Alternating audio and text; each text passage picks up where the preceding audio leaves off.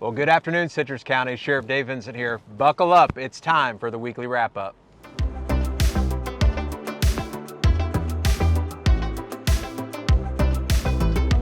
As always, we've been busy keeping you safe this past week. Our communications officers answered 4,000 calls for service, while our deputies made 93 arrests, issued 343 citations, and conducted 1,273 traffic stops.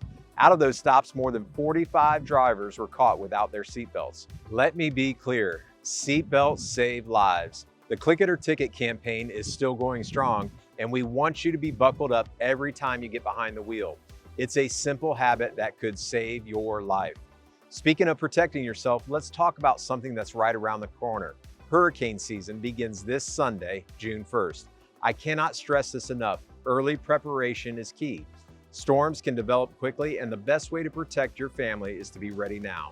If you haven't already, take some time this week to review your evacuation zones, check your disaster supply kit, and know where you'll get your emergency updates.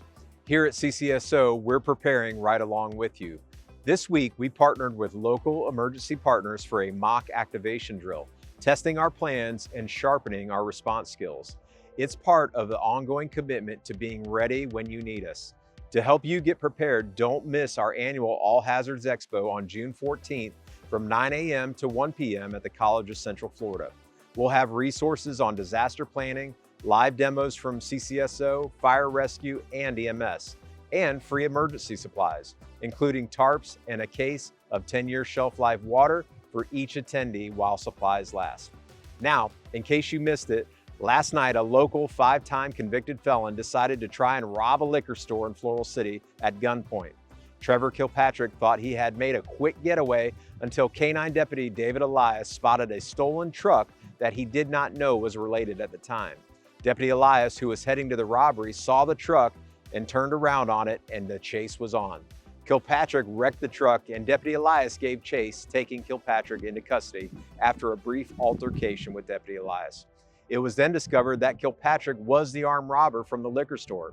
I can't say great job enough to Deputy Elias for being aware and taking action. His efforts will hopefully land this convicted felon in prison for a long time. This week, deputies made another outstanding arrest. You may have seen recent bulletins on our social media about an unknown suspect stealing copper wire from our local businesses. David Lee Swayer was identified and located after surveillance showed him cutting a fence and entering a construction yard.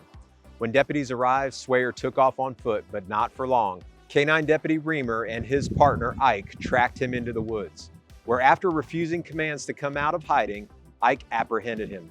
Swayer was arrested and is being held without bond. He's facing several charges, including commercial burglary, dealing in stolen property, and resisting a law enforcement officer without violence. Great work to everyone involved in this case. That's it for this week.